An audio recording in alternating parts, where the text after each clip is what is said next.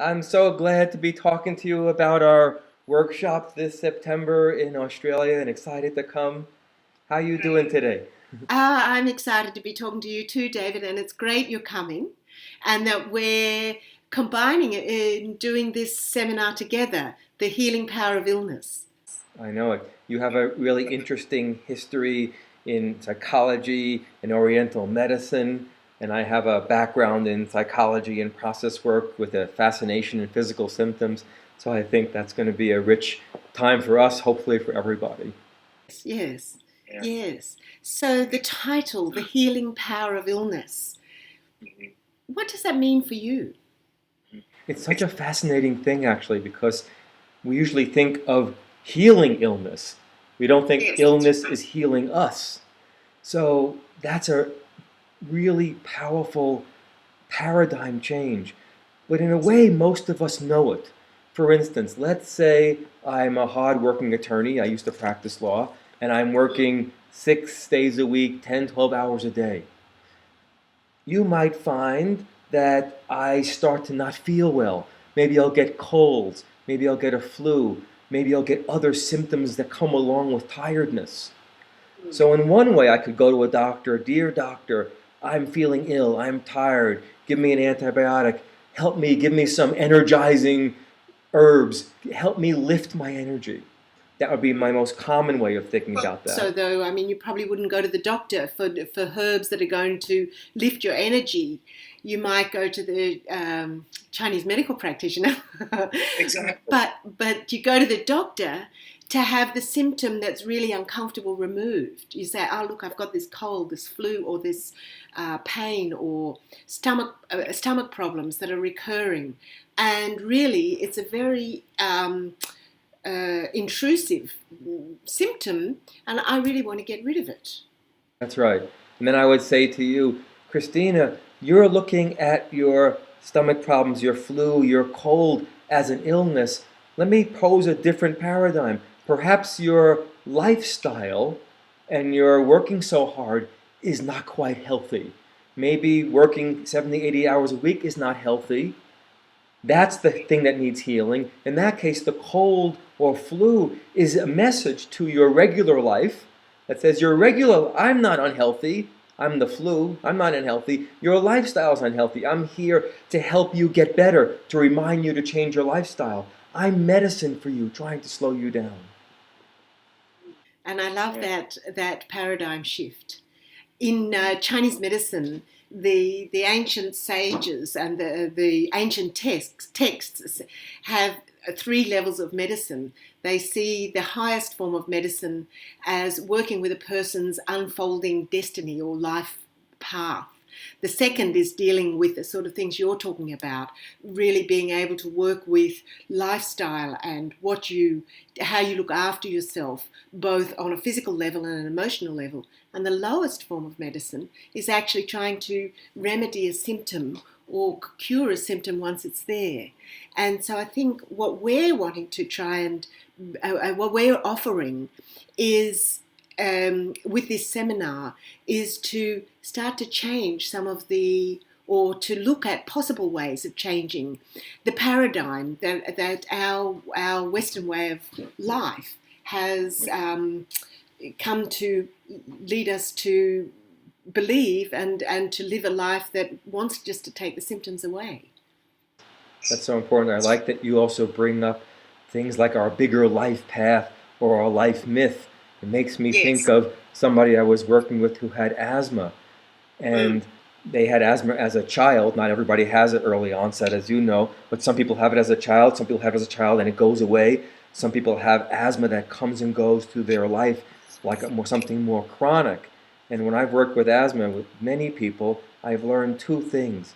If you think of the symptom of asthma, if you had asthma and I said, Christina, show me what asthma is like, you're likely to do something like this. You're likely to press on my chest. I'm pushing on my chest now and say, try to breathe, David. You feel how difficult it is? There's like a weight on your chest. Or you might wrap your arms around from my back, around my chest, and squeeze to inhibit my diaphragm from expanding. You say, it feels like that, David. So in one way, I'm suffering from this lack of ability to breathe easily. But then there's a big energy in the background. You who's pushing on my chest, who's squeezing my diaphragm. That's a big power. And now that power usually has a meaning. One of two are most common. One is, David, stop pushing. I'm holding you down because you need to lie down. Surrender, relax, don't push so much. Or the message might be, use more of that force, David. Use some of your strength. Don't let things stop you. So pregnant inside the asthma dynamic are these way of life that a person with asthma is very likely to have to learn those two. Let go, surrender, push and use your force. And that way the symptom is mirroring an intelligence for that person's life. As it goes on deeper and deeper, the surrender will become a deeper spiritual state, maybe towards their death or if they meditate, and the powers will be used differently.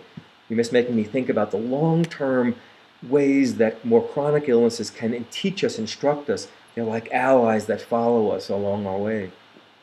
What was interesting is to hear the way you're trying to access that information. Could you say a bit more about that? Yes. How you access it, and is it, you use these examples for asthma, but is it always the same for people with asthma, or is it more sometimes different for different people? There's two things to say. For asthma specifically, well, let me say general. In general, things are different for different people, but some symptoms have common dynamics. That means not for everybody, but many people, the majority of people with asthma will describe a dynamic like that. So it'll be very common. They may come up with something else, but some symptoms have common things, like migraine headaches. If you ask a person to describe what is the migraine like for you, that's a very important question that we ask and we'll be doing in our clinic. We're not just saying, oh, too bad you have migraines, or that must hurt, or that's bad. We're asking for the person's experience. Tell me what it's like, as if I don't know anything about having a migraine. And that person might close their eyes. They might put their hands on their eyes like I'm doing now. They might say, well, it's like a dizziness, or a spinning. I get nauseous. I get very sensitive to stimulus, to sound, to light. Now that's very common. People who have migraines will talk about that. So if you saw what I just did, I'm modeling what some people will do. I'm closing my eyes. I'm sensitive to light. I start blocking out the world. That's a special kind of headache. Many people with migraines, but not all, will have a symptom that wants to block them out from their usual outer world and disorients. That's the spinning. It disorients me from being one kind of person, and then you could say ultimately will reorient me to being a different kind of person, not quite the same linearity or style of movement. So to your question, things like asthma, certain kinds of tumors, things like asthma sometimes have very common dynamics that we can see, but we always check with the person, follow them, have them tell us, this is what this particular headache is like for me. There are zillions of different kinds of headaches. People will describe them differently. So it sounds like there's something that's sort of organizing the symptom, and that it's possible using this process-oriented psychological method to access that. And that has a wisdom in it. Yeah, I love the way you said that. Something organizes it. That's a great way of saying it, Christina. There's like I'm staring off to the right because I'm accessing my intelligence about this, my feeling about what you're saying. Because that word organizing is so special. It implies something rather spiritual, a background intelligence that's organizing things, that has meaning, that has wisdom built into something that doesn't look so good. Like my headaches, like my stomach aches.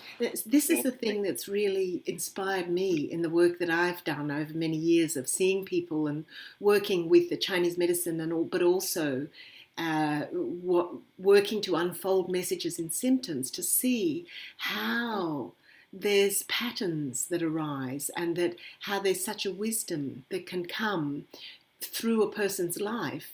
And if we just want to get rid of the symptom, what a lot of rich information is being lost. The body, Arnie Mindell, who started process work, that's the theory behind much of what we'll be doing. said that the body dreams. And that's just a radical idea. So at night, I know what I need at nighttime. At nighttime, I dream. I go to sleep and I dream of a buzzsaw cutting through a wall, and then the wall of my house opening. Let's say that's a nighttime dream. And then you could analyze that with me. David, do you need to be more of a buzzsaw? Do you need to cut through things? Do you need to break through a wall so you're freer? Now, you could say to me, David, how's your body? And I would say to you, one of the chronic difficulties I have, Christina, is stomach acid. If I eat a little bit off, coffee or cooked tomatoes, or I have too much spice, I'll get stomach acid. And if you said, describe that acid, I'll say to you, not surprisingly now, it's like a burning inside of me in a way. It comes up into my chest and I feel a burning in my throat. I'm pointing right here. And you say, show me what that's like. And I might take my hand and I'll say, it's like zzz. Now you see in that hand in my motion, I'm making like a buzzsaw. So my body has the same information. So that's an amazing thing. So if you work with me as a psychologist on my dream, we would learn something about what I need to do in my life and directions I'm going. But if you knew nothing about my dreams at all and just asked me about my stomach acid, we would end up in the same exact place. And that's mind-blowing to me. It's mind-blowing. It's just thrilling, really. And to think that we have this information that can be accessed, we've just got to learn how. It's very exciting, I think. That's exciting. In a way, it's even not that difficult to learn how. The most difficult part is to change our paradigm so we're not looking at my stomach acid only as a bad thing. Yes. I would like to reduce it. It's not good for my body to have acid in my esophagus and in my stomach.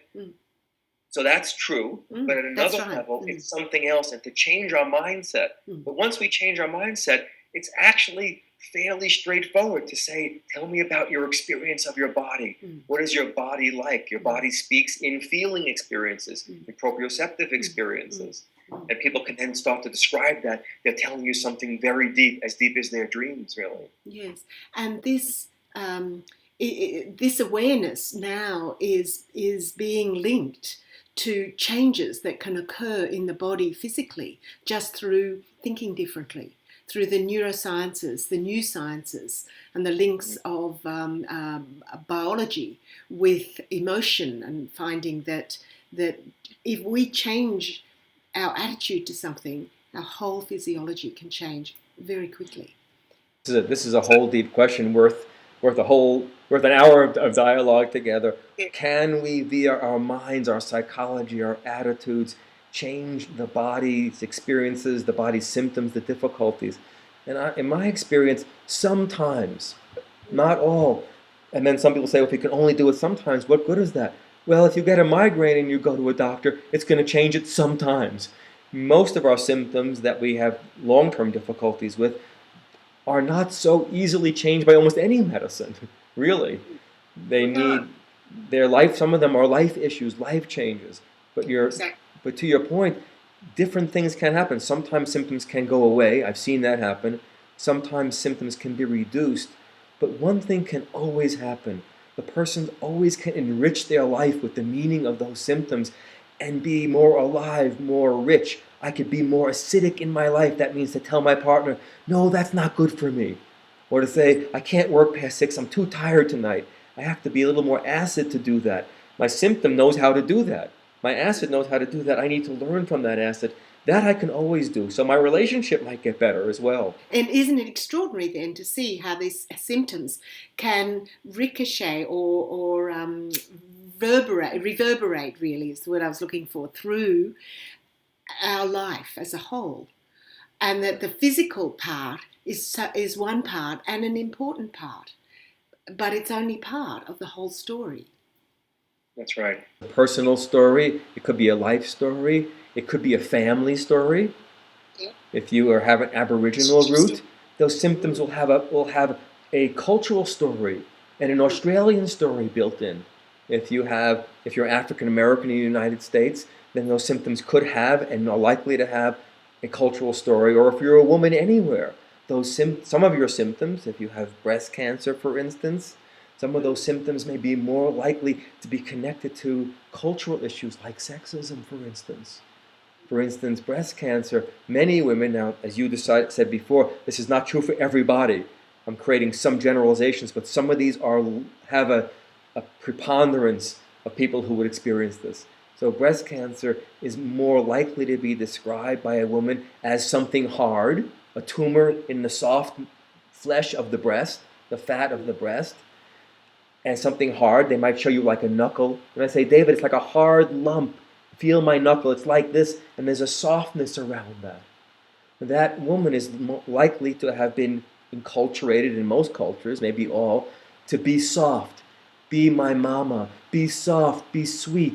Listen. Be kind. Don't be a knuckle with me, Christina. Don't be forceful. Don't be fierce. Don't be intense.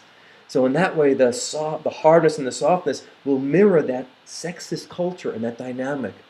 That woman might, but not always, be learning to have a little more hardness in her. Not always present a soft spot for you to land, but maybe a challenge or maybe a directness or something like that. And in the work, I know from process-oriented psychology too, the aim is to help this find a way, in a grounded way, of having expression in your life. That's right. How can I use that? Can I use that in my relationships? Surely. Can I use that in my work? Going after the biggest goals in my life? Can I use that inside of myself? Maybe I have a big inner criticism. Many people do. I don't like things about myself. I torment myself about my body if I'm a woman, likely to be. Or if I'm a man, I'm being this way, I'm not successful enough.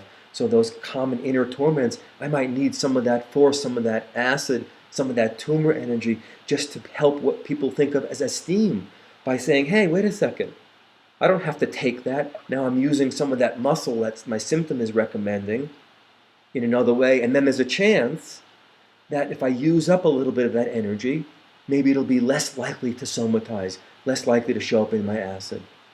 And in your symptoms, yes. Yes, that's right. Yes. Cool. This is a great conversation. I'm having a good time talking to you about this. Yes, it's great. Yeah. And I was also thinking that it's such a rich field and one that we're both excited about.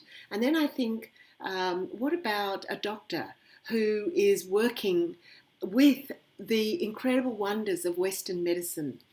To cut things out, to bring organ transplants sometimes, to cure the most, or to put together again some of the most horrendous damage to the physical body. I'd just like to say that this approach is not taking away from Western medicine, but adding to it. If I have a client who comes to me and I'm not an Oriental medicine or an MD, so if somebody comes to me and says, I have a chronic pain in my stomach, let's say, my abdomen, the first thing I will say is, do you know anything about that medically? Have you seen a physician of some kind to address that physical symptom? Maybe that something needs to be done there. So I always think, let's look at that. Let's not dismiss that. If somebody says, hey, I have an infection, do you think I should take an antibiotic? I may ask them a few questions. Have you been to a doctor? Have you had this kind of infection before? Has it not gone away easily? And I might say, yes, of course. Now somebody might say, I never would ever do that. Then I would bow and understand to that person's own path. But I would never suggest don't do something like that. There's no reason not to take advantage of, you're saying, all the modalities that are available. And then I would start saying, tell me about your infection. Let's see what intelligence is in there. Let's see if we can make life meaning out of that. Maybe make it less likely you'll get those infections, or maybe have your life enriched in some way that I can't yet see. So I'd like to say too, from a Chinese medical point of view, each modality has a strength that it brings, and we can put them together in different ways. So if somebody comes to see me as a Chinese doctor, I would look at the physical body and work with the subtle energy of the body to help bring changes, and do the same sort of work as you're saying, where you unfold the message in the symptom, so that the person can be empowered to work more consciously in their own life to bring balance, or to bring, or to live more fully themselves, actually. You're suggesting something really important. I like that you use the word empowerment. You're suggesting a collaborative model of medicine where you may have various numbers of people that you go to. I think I'm going to go to my Chinese medicine doctor. I think I'm going to go to my allopath. I think I'm going to go to my psychologist. Maybe with certain things chronic, I'm going to go to a number of different things. I'm going to get massage. I'm going to also change my eating habits, and I would like to do some herbs or acupuncture so that a person can say, as you're describing, access a collaboration. This is what I think works best for me, or I'd like to combine things together. Yes, and this then becomes a truly holistic approach to medicine. Yeah, a truly holistic approach. Yes, and and at the heart of it is the empowerment of the person themselves to know what they're needing and to understand their own life path, their own destiny, if you like, their own journey. And that can be then very exciting. I think that it's not a method that says, oh, you should just believe in the mind that can cure everything, or just follow a physical approach. It's really working in a way that can go across the span, the spectrum of the complexity of the human being, as a consciousness being, and an emotional being, and a being with a life body, a life force, and a physical body. It's all these that we're working with all the time. That's gorgeous. That's really gorgeous. You're making me think also in terms of the integration of different modalities. One thing that process work has taught me when I'm working with a person who's also working with a medical doctor is that sometimes the person doesn't have what we call good feedback to a certain medicine. Yes, that's right. And we're trying to, and then in the seminar I know we'll do this, help people know what's right for them. So one of the big problems in allopathic medicine is that a doctor may prescribe a medicine and many people won't end up taking that medicine or taking all of it or completing the prescription. So, or you may say, this may be good to change your diet in this way. Many people will not follow those prescriptions. So then as a allopathic paradigm, we may say, hey, Christina, you're not doing what I told you. Don't eat this food. Or, Joe, why aren't you finishing that prescription of antibiotics, etc.? But then we would know, if we study the process work and the way we're thinking, that a person will tell you whether they're going to do things like that. For instance, if you said to me, David, I want you to change your diet, stop drinking Coca-Cola, it's bad for your acid. I don't drink Coca-Cola, right? Yes. I might say, watch my face, Christine. I might say, yeah, okay, I'll do that. Now you should know, from the way I said that I'm probably not going to go along with that. So you could say, well, I'm a bad patient, but from a process work perspective, I'd say that doctor needs to be tuned in a little bit more and say, that person's not yet saying yes. You better talk more about that Coca-Cola or find another way of helping that person. That person's not going to stop doing that thing yet. This is a tremendous issue around many things. Yeah.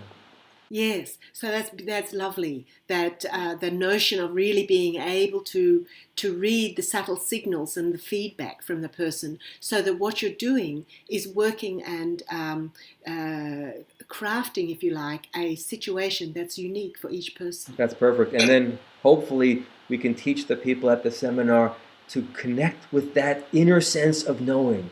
Yes, no, maybe. So that when I go to the doctor, and the doctor says, I think you need acupuncture, I can feel inside something that goes, I'm not just a little nervous, I don't think I'm ready yet, it may not be right for me. If I could say that, what an interaction you and I are going to have now, a much richer, you need that information from me, maybe you can pick it up, but if I can offer that to you, now we have a much more related dynamic interaction between patient and physician, a more healing one, an empowered one, you're saying. Yeah.